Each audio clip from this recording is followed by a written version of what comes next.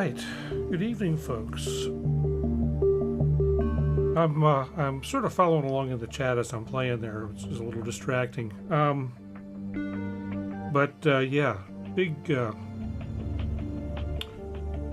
very sad news about Uncle Jerry. Hey, Craig. Welcome, Wagyu, George. Wow, who all is here? A bunch of folks this evening. Appreciate you all coming. Let me see who's here. And at the moment, looks like we've got Craig and George, Laughing in Oblivion, Viral Beats. Welcome, Wagyu. And I thought I saw some other folks a little earlier. But welcome, everyone. Thank you for coming. So yeah, very, very surprising news about Uncle Jerry, and very sad. But yeah, where'd that go? So anyway, lots of new strange stuff in the deal tonight. Just for a quick first, we'll go through what's in the jam as usual. So we've got my little my ARP, which comes in when it feels like it. Let's see, let me wake it up there. Oops. My patented ARP.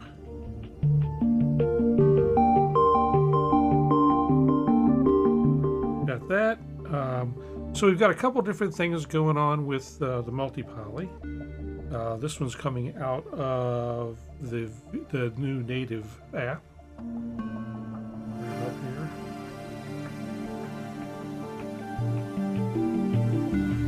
Just a pad bed there, and I'll tell you what, the multi-poly is sweet, and the app sounds just like it. So what did I do? I'll let you know, Craig, what I redid since last week, because it's been a bunch. Got my percussion track going. This is coming out of Native Instruments.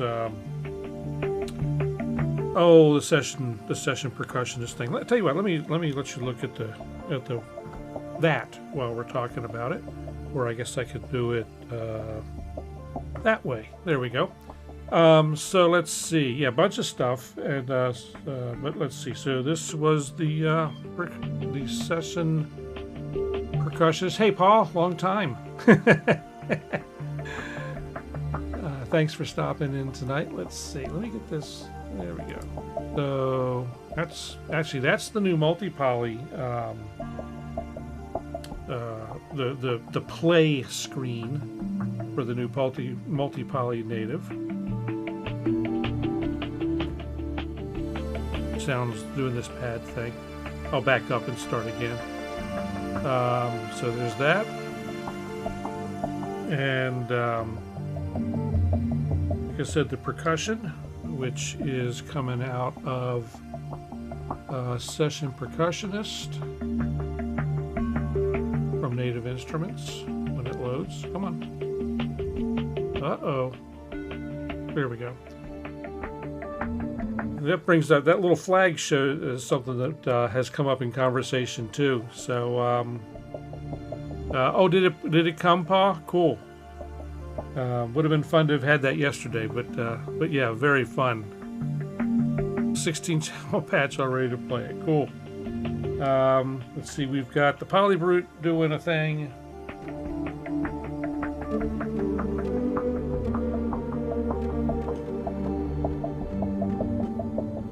Just kind of a bass thing is what I'm using it for tonight. And let's see. You can't see it. The actual multi-poly in hardware is playing this line.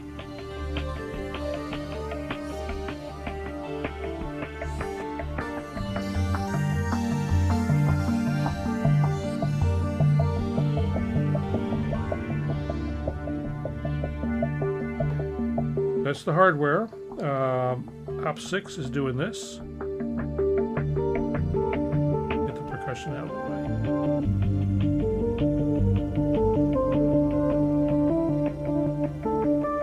And that's being driven by Stepic. I've got Stepic running a pattern here.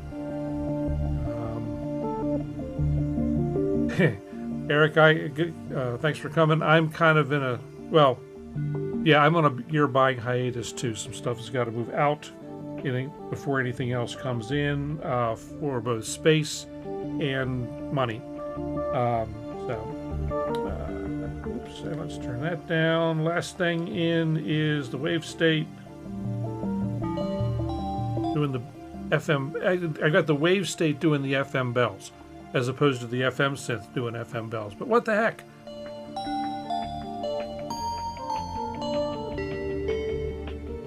So, anyway, that was what's in the jam.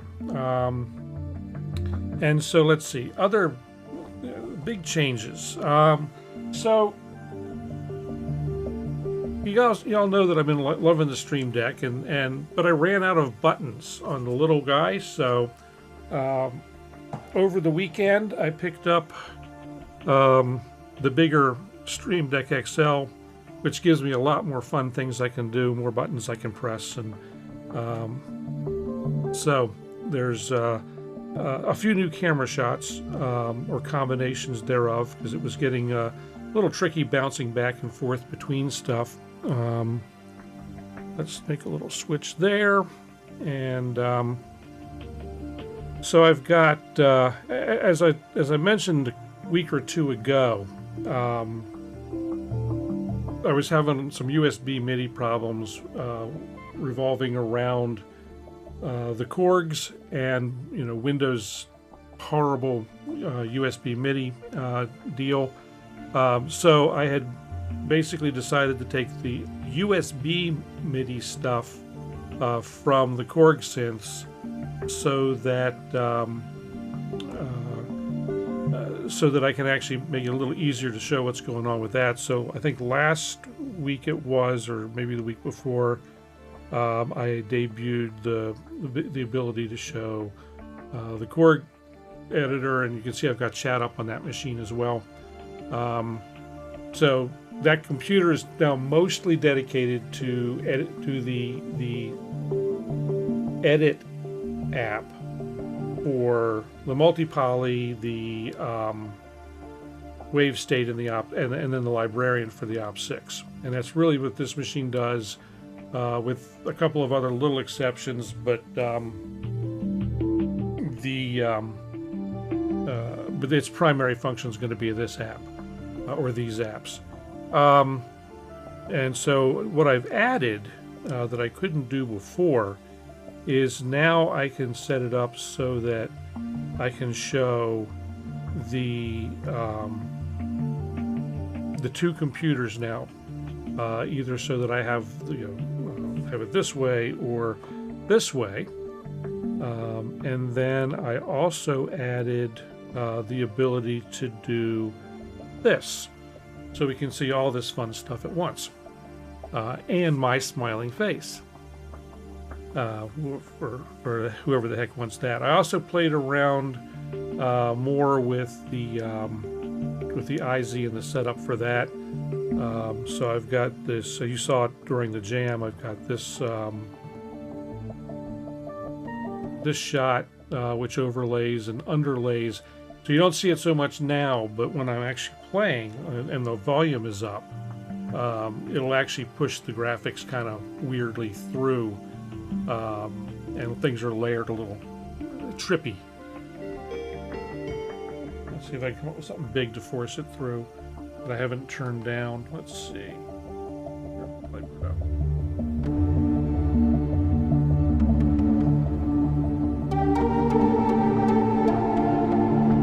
So you see that affects the graphic. It affects the way it does that. And then I've got another version of that, which is just the down shot.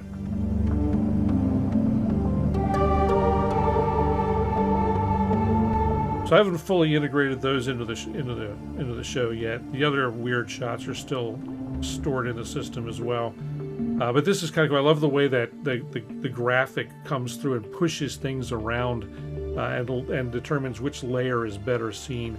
And there's another pattern that does some weird stuff with that as well too. Kind of erases things as it goes by.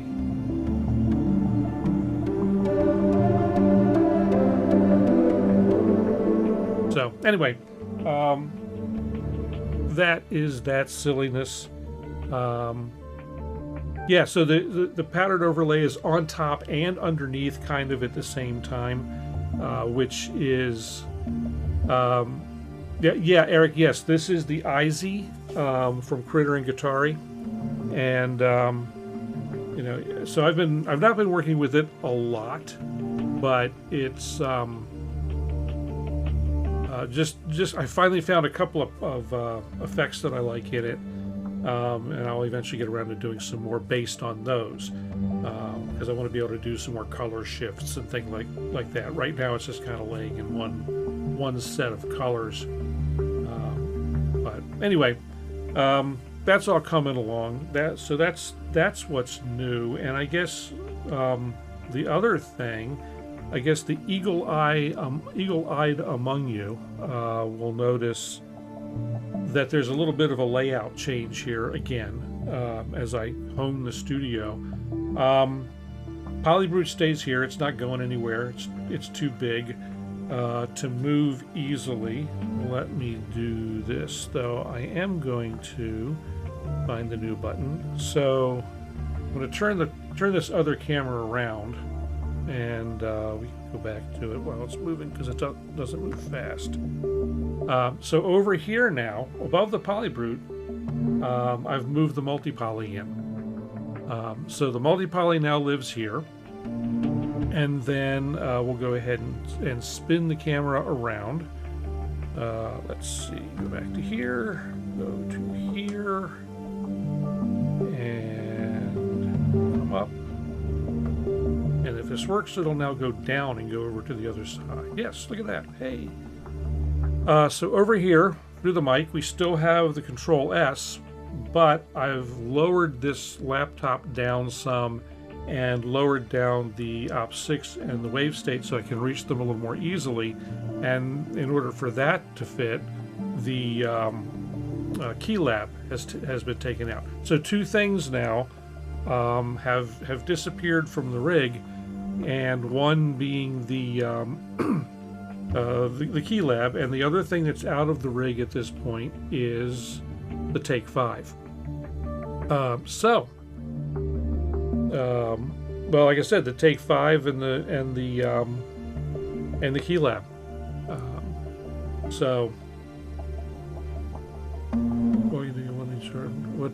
What are we not wanting to take the 2 gig, one under each arm? Because I used to take all kinds of stuff to gigs, you know. So the Take 5, Take 5's a good synth. Don't get me wrong. I took it over to Paul's yesterday for the jam, but I can accomplish everything. Yeah, that would be nice. I can accomplish anything and everything that I can accomplish on the Take 5. I can accomplish on the multi-poly, and more. So I've not ever gigged with the Polybrute. It came in. So it came in a couple months after I stopped regular gigging.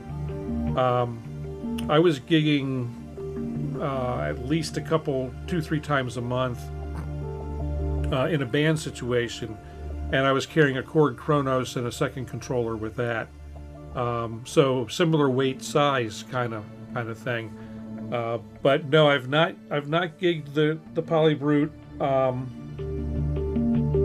I wouldn't not gig it if the situation arose. It's a fantastic live performance instrument, and I think it would do well on a gig. I wouldn't have any concerns. I liked the Kronos a lot for what I was doing. It was perfect keyboard for what I was doing. It was not so good for this. So the deal was, I played my last gig, which was a fill-in gig with another band, and I came home from the gig. The next morning, a friend of mine came over and handed me a wad o' cash and took the Kronos away. And I immediately got in the truck and drove to the local music emporium, which for me is Chuck Levin's. And that's the day I bought the Take 5.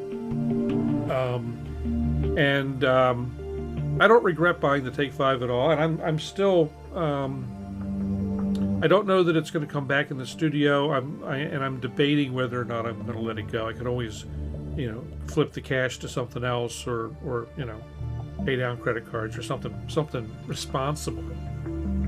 God, who wants to be responsible? But anyway, so the Take 5's on the block. The keylab was purchased as a stopgap measure while I was waiting for Native Instruments in I was waiting for Native Instruments to finish adding some features to the Kontrol S, and between that and Arturia taking and making all of their plugins compatible with NKS, the keylab is now redundant. That said, if I were going to take a computer on the road, that would be the controller I would gig with it, because it's built like a tank. And it's still here. It's behind me, just leaning up against the table. Magic Gate Book says Outlook unclear. And so Greg, about gas, it's like right now I'm not gassing for anything. I'm really well pleased with the hardware and software that I have. And I've got plenty of stuff, plenty of stuff to keep me busy for years, honestly. Now, that said, if the opportunity came along, there are things that I would purchase. If the opportunity and the cash became available, I would upgrade the Polybrute to the Polybrute 12. No questions asked. But that's really I might like to have a Modal Electronics Argon 8.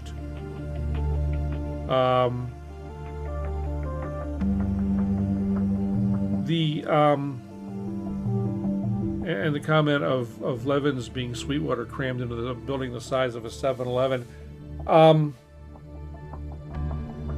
I have not yet visited Sweetwater, but from what I've seen,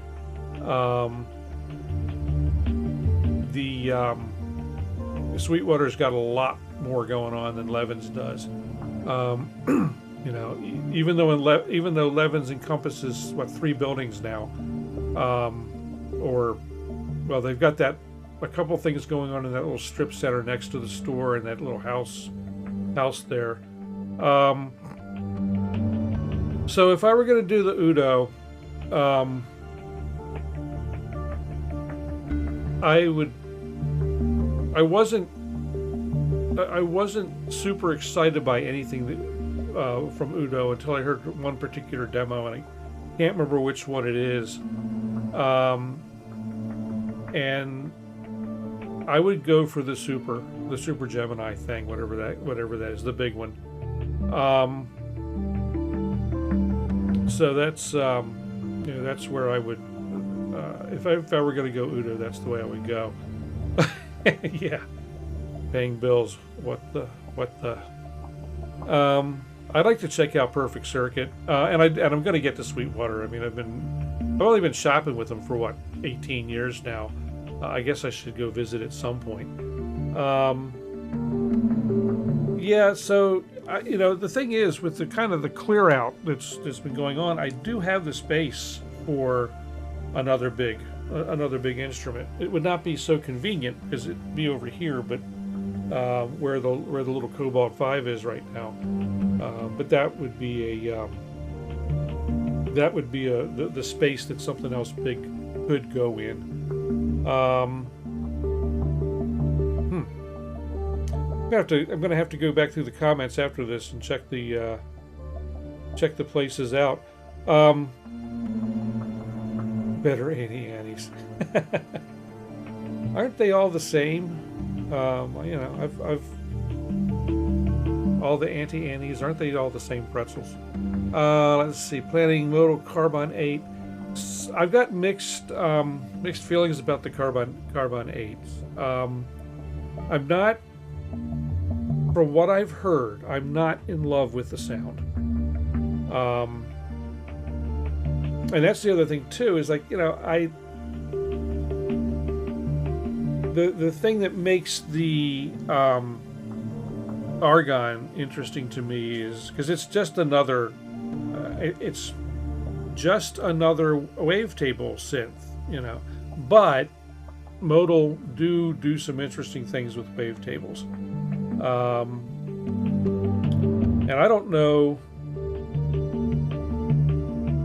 I'm not sure I would spend the what's it, 3,500, 4,000 bucks, whatever it is on the Muse. It just doesn't ring my bell. You know, if I'm going to spend that money though, I would run out and buy the PB12. It's not the thing. Yeah, if you're not a keys player, you know, and you're doing everything on the push or another or something like that, then yeah, something big with a keyboard is kind of a waste of space. And you know, we were working in the cool thing about the Super Gemini is the cool thing that's about the Polybrute or the Polybrute 12, and that's that bitimbral morphing, you know, capability. The really cool thing about the Super Gemini is that it's got both sets of controls. So you're not doing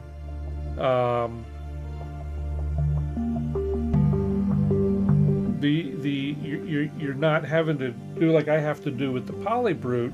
You know, with the Polybrute, I've got to you know, I set up one side of the bitimbral patch and then move over to the second side, set that up, and then I'm, you know, I have to go back and forth between. I can go back and forth between them either with the Morphe pad or the control.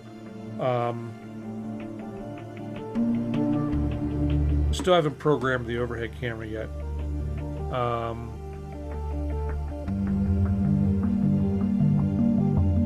But so set up over here now. Let's see. So, you know, right now between the A and the B side of a patch is that motion.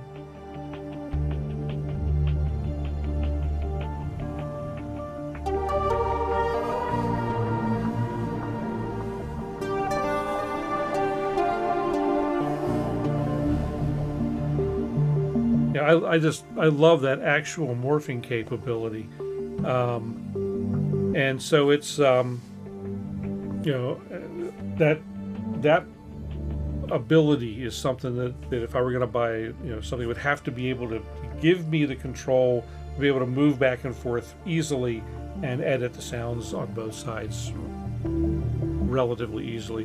But like I say, I'm really the things that the Polybrute offers that, you know, I just love. I mean, I've got the Morphe.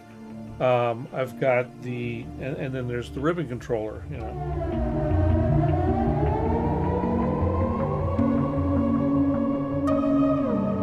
You know, those are I love stuff like that. So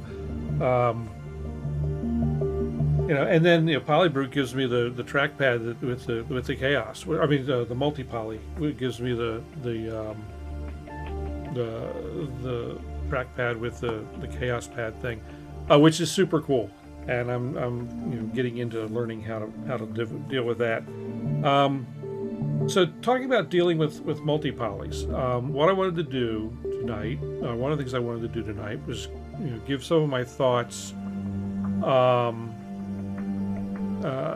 to give my thoughts on the new native version, the software version of the multi-poly. and because there are some things, you know. So let's get into it. Let me pull up the shot that gives us that, and let me look real small. Now I'm doing something a little differently here too tonight. Which way do I need to go?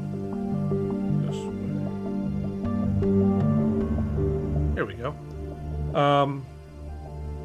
So what we got here, oh, you know what I should do? I should do this. Push that button and do that, because you don't need to see me. So we've got the multi-poly here. We got the multi-poly editor librarian and a copy of chat up top, and we've got the new VST below. So 3 completely different presentations for the same synth. Now right now we're on the VST. Let me turn some of this background stuff down too, because it's a little distracting. And I'm going to leave just multi-polys playing. Just bear with me there a second. Get rid of that. Okay, so that's multi-poly native that you're hearing. I'll get that out. Okay, cool. So, you know, the things are, I will say, the sound between multi-poly native, the software, and multi-poly, the hardware, is absolutely identical. You know, Craig, I thought about that because we talked about it, you know. So the closest thing that I could come up with in my mind, which would at least mix the titles together between Blue Monday and Back in Black, is Blue on Back by Kenny Wayne Shepherd. So go listen to that. That'll get you as close as I'm going to come up with to a mashup. So here's the thing. The multi-poly is fairly itself is fairly easy to build patches on. It gets a little confusing though. Let me see if I get the focus a little better. What gets confusing is if you're trying, or where it gets slow, is if you're trying to do patch design on the fly while playing at a jam.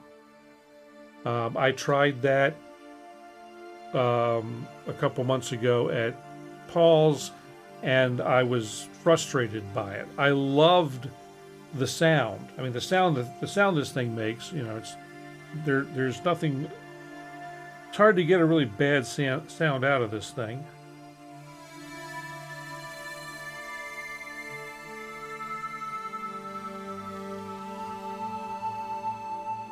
It just does so much stuff. It can evolve. It just, you know, with having 3 different kinds of oscillators in it, you know, it really does a lot of really cool stuff.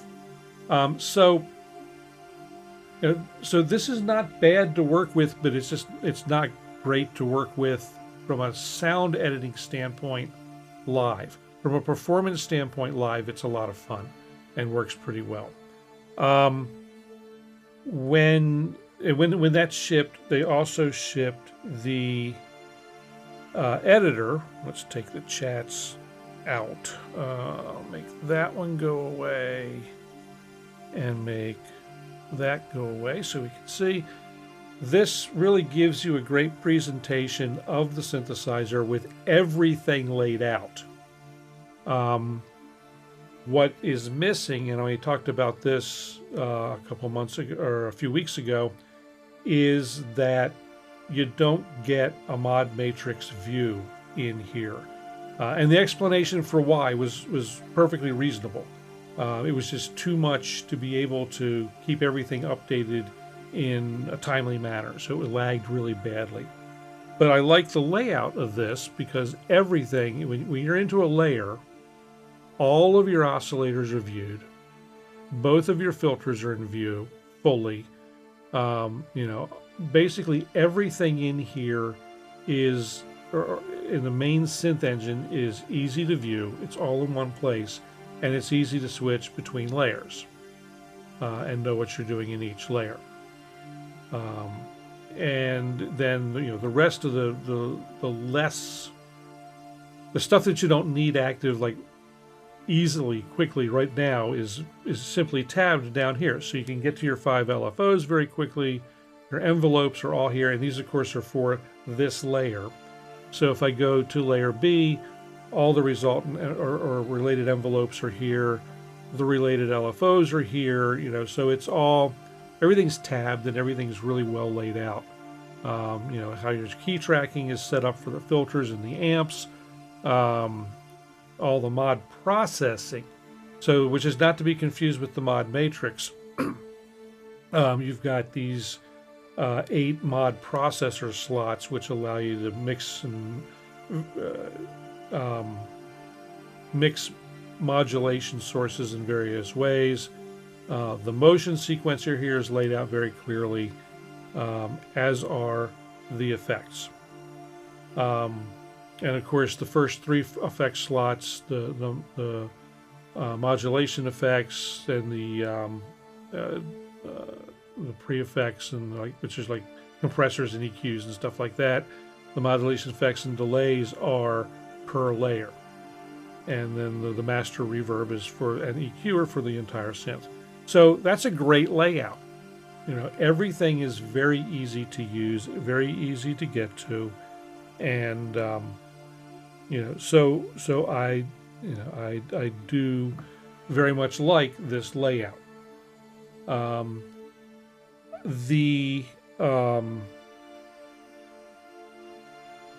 By comparison, the VST, or this is actually works as a standalone app too. I don't think it's quite as well laid out. Let me see if you guys are going on about stuff. Love the module, looks sweet. Just to catch up with chat here really quick. Yeah, I do a lot of that kind of stuff too, Craig, or this is so easy to grab with the mouse. What I'd like to try is I have a couple of touchscreen monitors, although the resolution's kind of low. I might try and see how it works with a touchscreen at some point. Let's see. So the multi-poly is it's the hot child right now. So it's probably going to be a little bit before before it goes down in price, unless somebody buys one, like you get a used one that somebody decided they didn't like, wasn't for them. I can't see the only of the hardware. The only part of the hardware, actually, there's 2 things. There are, where is it here? I want this shot. So there's only 3 things that I don't like about the multi-poly hardware. One is that like all of these R&D, Korg R&D, Raspberry Pi based synths, it does not have aftertouch. They did improve the keybed a little bit. What I learned about the way they did that is that they simply added some little weights up under the keys, which tells me that, and I still find it maybe a little too light. You know, it's far better playing than the keys for the op6 and the wave state were. And you know, if I would love it if they would sell the kits or sell a kit with the little metal strips that you could put in yourself. But that said, you can go to any decent auto parts store and buy wheel balance weights and stick them up under the keys. There's plenty of room. The ones they use now have 3M double-sided tape on the back that doesn't come off anywhere. You know, these do not bend. Okay, the keys on these guys don't bend. It's not like the keys on the little Cobalt 5S. Okay, so the keys on these are rigid. You know, they move when you get down to the bottom and push hard. Hey Jeff, good to see you. When you get down to the bottom and push hard, they kind of, you know, the whole thing kind of goes a little bit. But you know, that would be. And I've looked at the way these keys are built, you know, kind of closely at the way this assembly is put together.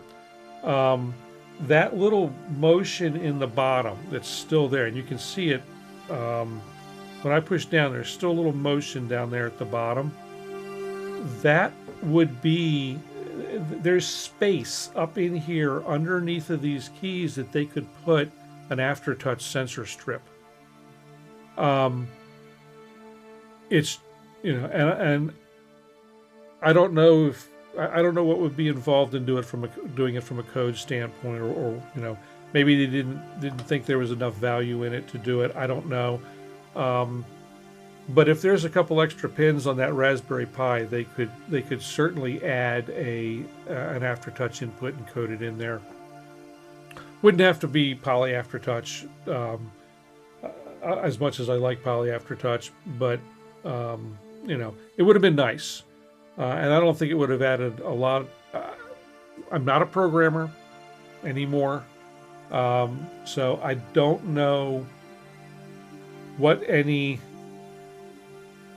Yeah, and that's probably it, Craig. You know, it's just hit a price point, but I don't know.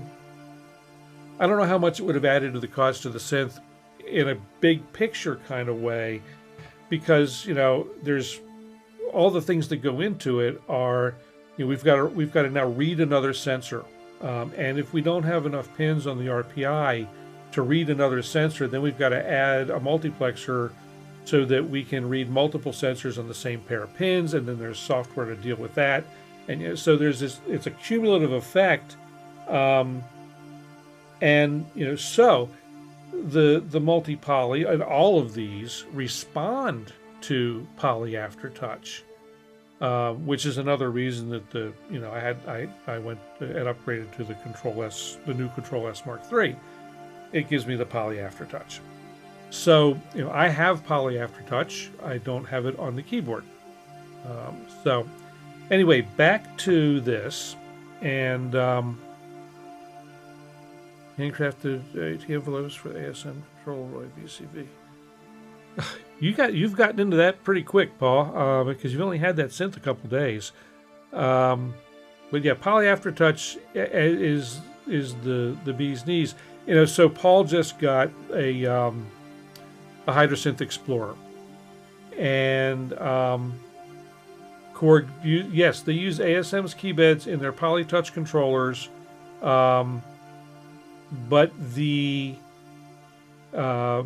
so the keybeds are manufactured at in ASM land. Good to see you. Welcome. But the actual assembly of the keyboard itself, I think, is done in Korg's shops. Channel Aftertouch is easy to add. It's a it's a sensor strip that goes up underneath. And it's really all there is to it. It's not a huge deal mechanically. Where we get into, like I said, was the possibility of what's involved in software and support hardware for it. Because, like I said, the space is there. Anyway, as I was saying, you know, you can get if you want to improve the action on these things, which I think I'm going to do. I'm going to go get some tire weights and stick up under there, and that'll at least, you know, make the bounce a little more tolerable, because, you know, the bounce, it bounces back really quickly. This is, I will say, these are not Korg's worst keyboards. It may be Wagyu, I don't know. But yeah, they're, you know, they would, you know, heck, it's, I think they make the best Poly Aftertouch keybed out there at this point that I've played. It's not, let me put some qualifiers on it. The best one that I've played so far.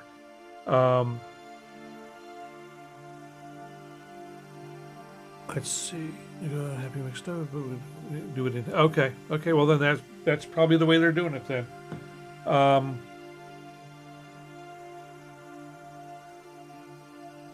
Oh, so Asian comes from action. I'm not sure what it comes from. Yeah, I don't either. Wagyu. It's like, man, I guess we could ask sometime. So anyway, I'm going to pull the chat out of my site here. Let me put it back up on the other computer. Oops. So I can pull it out here, and let's take a look around the. I'm sorry, got off track. A couple of I was talking about things that I don't like about this whole line of synths.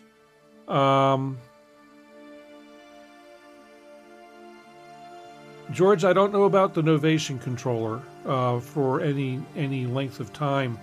The keybed on the Native Instruments controller, the Kontrol S, is a FTAR keybed that's been built to Native Instruments specs with Poly Aftertouch. And I know that this is not assembled in the whole keyboard. You can't see it. The whole keyboard is not assembled in FTAR's shops. I know they're doing that in the assembly in Germany.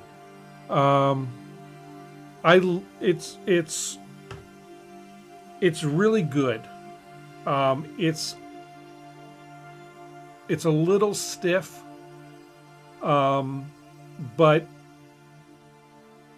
I really like it. I really, and mostly because I have Poly Aftertouch on it. You know, that's the big deal. You know, and I don't know if the patch that I've got loaded in software has Aftertouch. Let me do this. Let me pull up the DAW for a second. I'm going to stop that.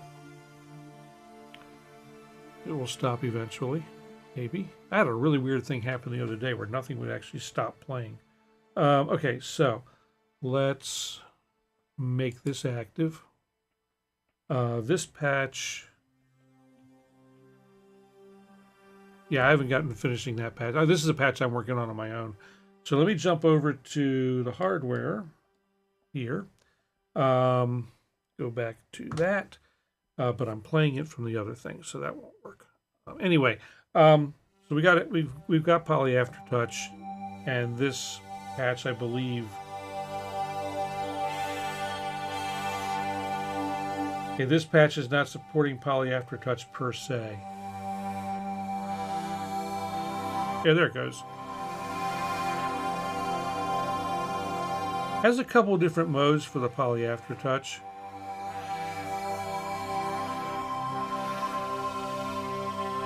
And one of them is like the way that Arturia cheats to get a Poly Aftertouch-like experience on the current version of the Polybrutes. Because the Polybrute keybed does not have Poly Aftertouch. And what Arturia did is you can put it into a mode where you get last key Aftertouch. So I can hold down something. I got it turned down. And I don't know if I've got it set up on this patch, but nope, I don't have Aftertouch on that patch. Okay, well that's I know what's going on. Nope. I don't have aftertouch on that patch. So anyway, the some of the patches and some of the ways you can set up the aftertouch in the multi-poly, it has that last key aftertouch, and then others do full poly aftertouch. And I'm not sure yet on programming the programming differences, but I've come across that in a number of patches. And let's see. So now I'm going to go ahead and move the camera while you guys are watching it. Just hold on to your cookies. Here we go. Oops, wrong shot. That won't work. What shot do I want? Maybe this one. Okay. So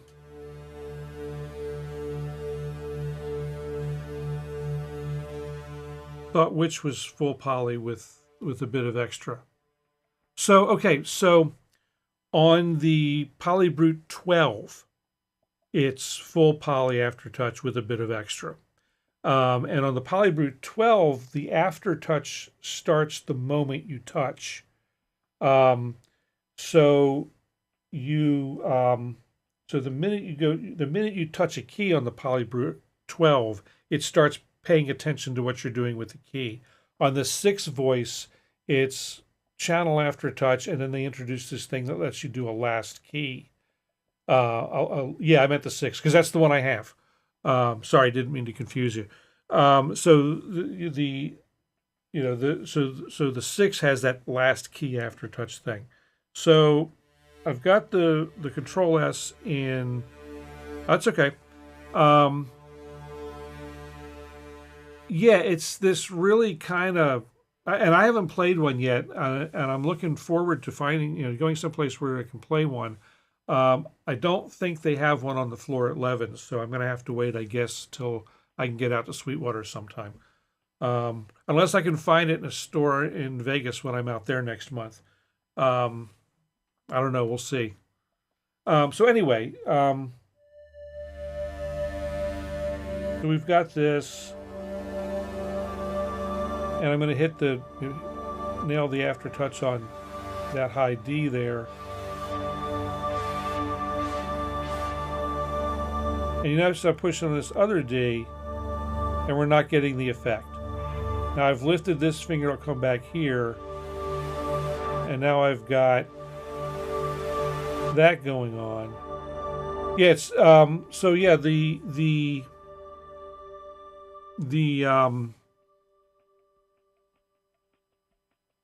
Polybrute 12 is Osmos E, but of course the Polybrute doesn't have the side to side action. Which is so cool. That is a fun instrument to play. The Osmos is fun to play. So anyway, there's some weirdness in the flopping around for the aftertouch on here. But back to other things that I'm not super happy with, although I still love the keyboard. About the multi-poly, and we're going to move back over to it. Give Wabbit his shots if he was here. Oh, I flipped the other camera upside down. It gives me a little better sight line on that. So keybed aside, there's another thing that I don't like about the multi-poly hardware. And this also goes for all of the synths in this series. There's no expression pedal input. And to me, a synth, especially like this one, cries out for an expression pedal input. So again, like we said earlier, probably something skipped to hit a price point, and it's a Raspberry Pi in there.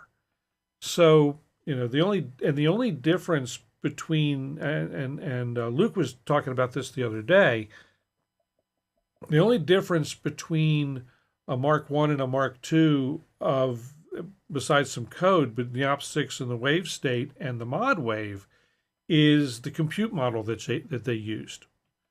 The early, first generation OP6 wave state and mod wave had compute module 3s. The newer ones have 4s. I don't know if it's a 4 or a 5 in the multi-poly. I haven't taken it apart yet to see really what all is in there. I don't know if they went to a compute module 5 or not. So yeah, that's how they got the more polyphony out of the Mark IIs, and a few other little goomies, I guess. But nothing. But again, they're still trying to hit a price point, I guess, and I understand the marketing side of that. Yeah, it could be. I don't know. One thing about Korg, they buy in huge quantities, and they buy them early. The Kronos 2 had a the Kronos 2 had a baby PC motherboard tucked up inside it, off the shelf PC motherboard with an Atom processor and some amount of memory, running a custom Linux, blah blah blah blah blah. They bought from Intel and Asus at the time they were going to release the Kronos 2, they bought every one that Intel and Asus had. All of them. After Korg bought them up, Intel and Asus discontinued those models because they didn't have any more. And so, it just, they just cranked these things out and cranked them out and cranked them out. And they put the same motherboard in the Nautilus. It's this, buried up in there is the same little ITX motherboard. And it's this, I looked up the specs on it. It's not great, but it obviously did the job that they needed it to do. Korg's programmers, except for USB MIDI Windows USB MIDI drivers, are incredible. They're really good programmers, but they can't get their USB MIDI to. So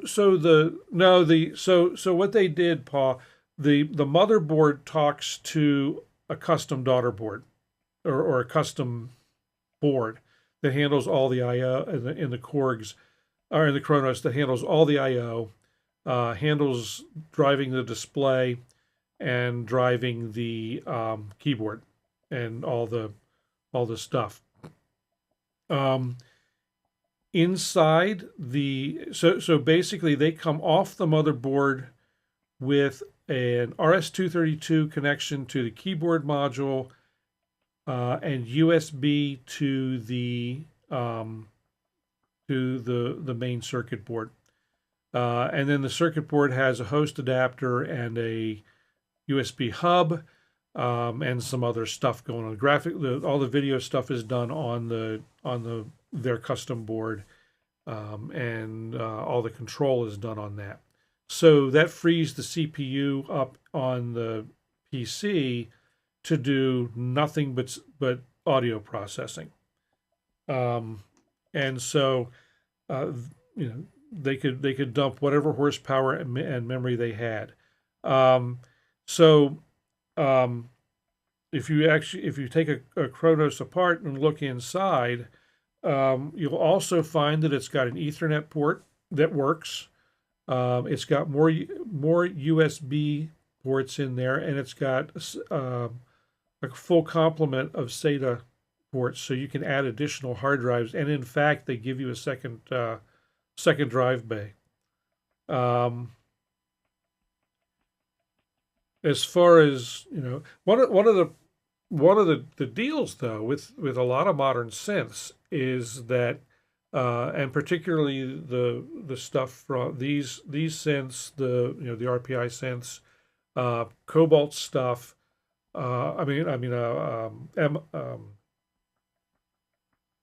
Modal's stuff, and quite a few others, is they now require the USB MIDI interface for the control apps. This thing won't talk to the device over 5-pin MIDI. It's got to be over USB. And that's where, if you're on a Mac, it's no big deal. If you've got a Mac, USB MIDI is just fine, works great. If you've got a Windows PC, then you're in USB MIDI hell, because Microsoft screwed the pooch.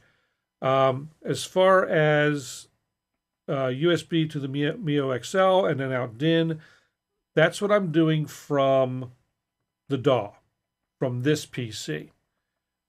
Because the USB ports on the mkIII XL are host ports, and I can't talk through them to run this. Otherwise, believe me, I would. And the same is true of the MRCC and a couple of other interfaces out there. So hence I'm running two computers, because I haven't yet decided to dig into the registry on this production machine and clean out all the MIDI stuff and start over with it, because that's really what you have to do. The only way with the original Windows MIDI services stack is that you have to manually go into the registry and clean it out to start over. And I've talked about this before, so I'm not going to get into it too much. It's just stupid. In Windows 11 and the last little couple months of Windows 10, they came out with an upgraded MIDI subsystem, supports a lot more stuff, works better. However, the manufacturers of the equipment have got to get their drivers updated to work with it. So it's going to be a while before you can really take advantage of that.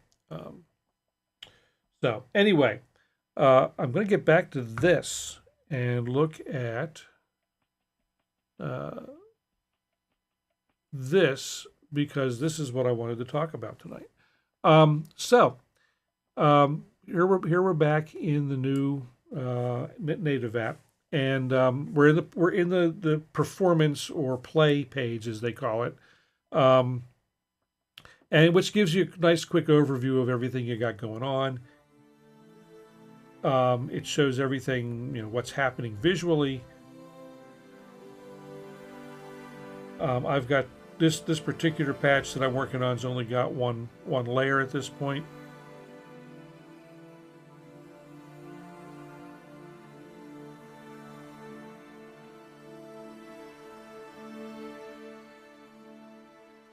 So anyway, it does the nice stuff. If you want to look, if you've got the other layers turned on, then you do this, and it compresses some stuff. So in the play mode. So this mode to me is pretty cool. You can do some things quickly, but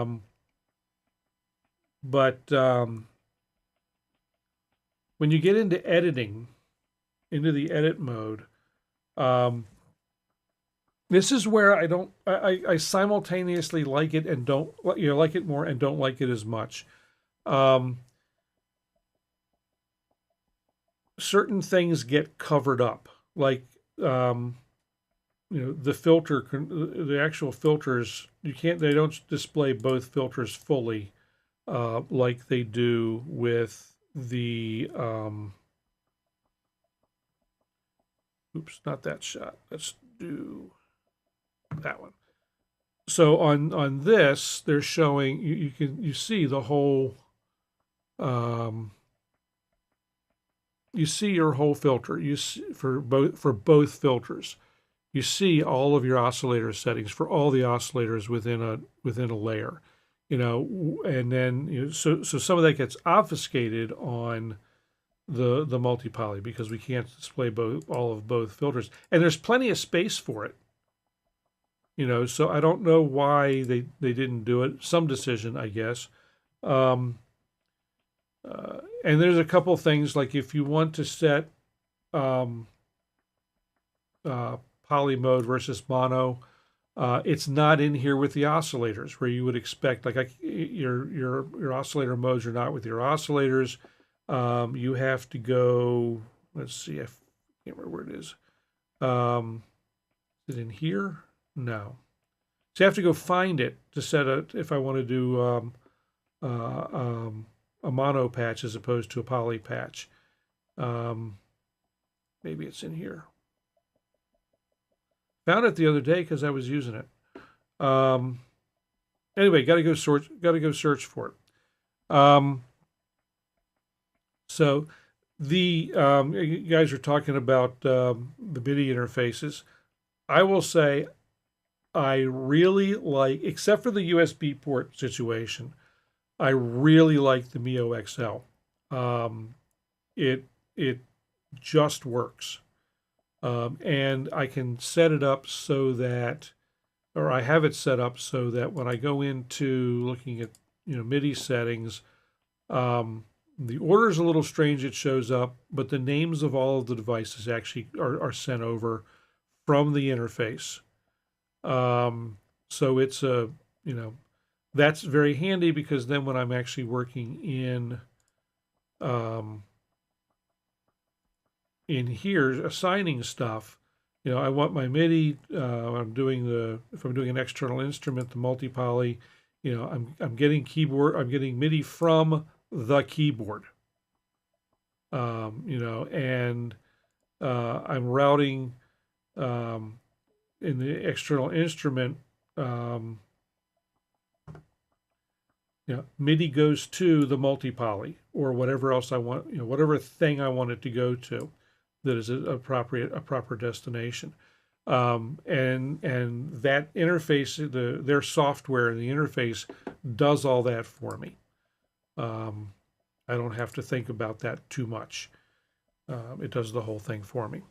So I really like that about the mkIII XL. I don't know if others do that or not. There's some other things I like about the mkIII XL. The software for it's really good.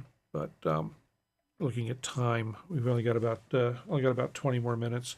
I've been working on some patches in here. So here, let's see. This is part of the mono poly setup, but not all of it is here. Because I know I can't do doing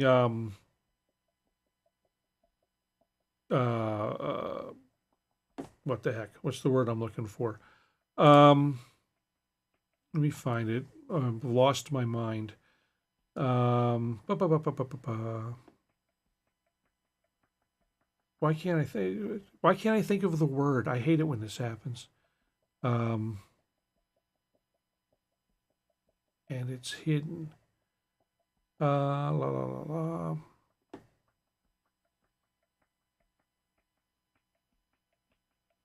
Doop-doop. Stand by. I'll find it. I will find it. It's not here. I had to go look for it. And that made me a little crazy. It's not hidden under the chat, is it? No. Doobie-doop. Not. I keep rolling that up. It's not in that section anywhere. It's not in that section.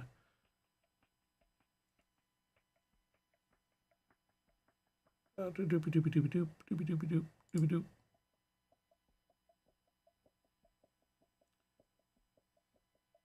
I've been losing words for a long time. I think so. There's a lot of things that play into that with our brains and the way our brains work, and that is one thing. There's a couple things that really make our brains work better, and I don't get enough of either. One is sleep, and the other is physical activity. Hey, Luke. Good to see you. and just so you know, you've come in while I'm losing words, and it would really be important to have the word right now. You know, it's an important word for what I'm trying to talk about here, because it's something it's something that should be here somewhere and is not. Yeah, get some sleep and some exercise, and you know, it's like I said, that's one of the things that plays into you know, the forgetting things and um, you know, Alzheimer's, frankly. So what I was looking for was unison, and it's here. So it's not with the synth layer where I would expect it to be. And it's up here under setup and chord in this little part of this box over here where you set your unison. And it's for each layer, which is kind of weird because it does this. It's a really cool unison effect because it does this on all of the it does this on all of the oscillators in the layer kind of together if it's appropriate. So you get this really thick sound. I mean, it's really very cool. But it's just kind of weird where they placed it and a little strange the way they do it. And so, yeah, the sleep that's exactly right, Wagyu. That's when your brain is doing that transfer. And you know, the good thing to know is that it's usually during the first half of the night that it's doing that, or the first half of your sleep that it's doing that. But it requires, you know, a couple of hours to do all that house cleaning. I was just reading about this the other day. It's fascinating what all goes on when you sleep. And the dreaming comes later. Yeah, we're like old Windows 95 or DOS doing a defrag. So apparently, during part of this clean out cycle, spinal fluid gets sucked up into your brain and washes stuff out. Who knew? I had no idea. Snoring is another thing, and if you're snoring a lot, if you're snoring a lot, then you need to be looking to see if you're suffering from sleep apnea, which is that's another. It disrupts your sleep. For years I was apparently suffering from sleep apnea very badly, to the point that I was having as many as 79 events per minute, and it's just, you know. So I sleep much better now, but you know, I still lose words. I've been losing words for 30 years. I blame that on, you know, at that point I used to drink a lot. Um, so anyway, banging around back in here. Let's get back to this. So I'm going to go ahead and blow this patch off real quick. We'll do some. It is very fascinating stuff. I've got the machine. Yep, it's not sexy, but you know what? I call it, when I have it on, I put my trunk on. And I've got my, you know, my electric elephant. Let's see here. Oh, another thing that makes me a little crazy, stuff that you would expect in Windows or most apps is the menu over here. It's over here. And then, you know, finding some things is a little tricky. What I wanted is not in there, I don't think. No, it's not. All the usual settings and stuff. But what I want is, oh yeah. So an initial patch, you actually have to load a patch. So we're going to go in here, and I got to go into the templates and grab an initial performance and load that, and that gets you your, you know, thing. And you can go from there. So you get your classic oscillator. You've got, you know, some wave shapes to play with. You've got saws and triangles and some, you know, ones that you can, you got pulse wave. You can vary the pulse. Triangle, you can morph that into, you know, between a kind of an odd saw and an odd ramp. You know, so there's some analogish waveforms, and then you've got wavetable, which are, you know, it's a wavetable synth. It does, you know, everything you'd expect there, does it well, and it comes with a ton of waves to play with, of wavetables to play with, and so there all kinds of really cool ones. We'll load that one, you know, and you can do the thing. You can sweep through, you know, and very quickly add that. We can pretty quickly say I want to do the position from an LFO, and which I need to take the text down so I can see it. But so you tap on the thing you want to do. We can go ahead and add a modulation. My source is going to be, we'll just do the mod wheel and set an intensity. And now I can, you can't see that I'm moving a mod wheel, but I'm moving a mod wheel and I'm moving the position. I can do the same kind of thing. We can take that one away. And I can do the same kind of thing with the morph. I'll just do it from here though with the mouse. And you can have both of these, you know, going at the same time and do it does the wavetable thing.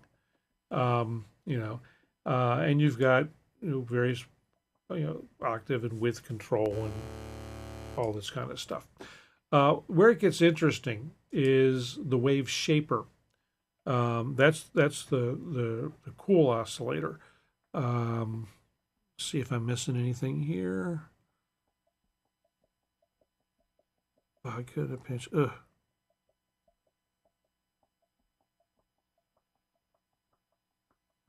Thanks for stopping by, Eric. Good to see you. Have a good night. Let's see. So this is an interesting, a more interesting oscillator to me. And you've got a bunch of different source waves that you can play with the width on, essentially.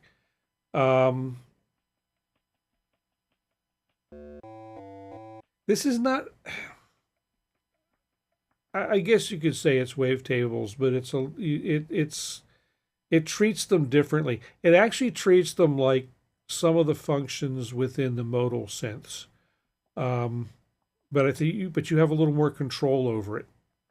This one's a cool one, which I think is interesting, because we can change the pulse width.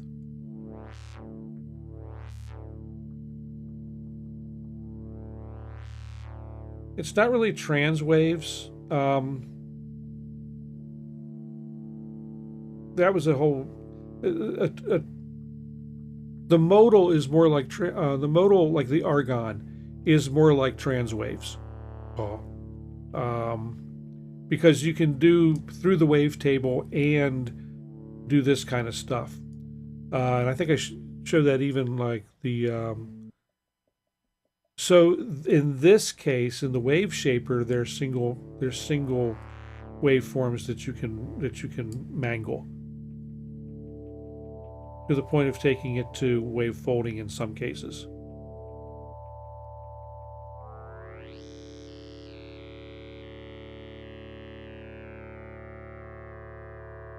So this is, you know, this adds a bunch of fun, you know. And then you can say, well, I want the pulse width LFO to drive that, you know, and you've got a separate LFO just for pulse width.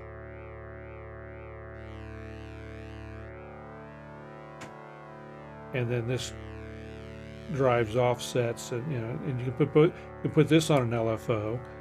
I think you can modulate this one. Some things you can't modulate, which is a little surprising to me. But let's grab. Oops, got to take chat out. I can't see. Let's grab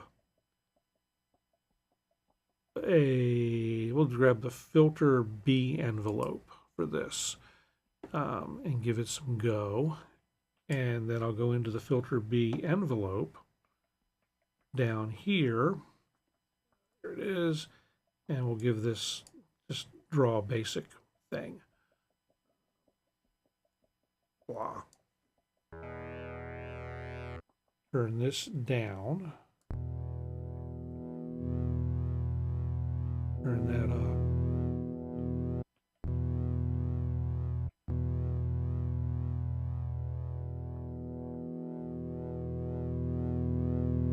And so at the same time, while so we're modeled, you know, we can change the offset, we can change the, you know, all of these things, and we can modulate all of this stuff.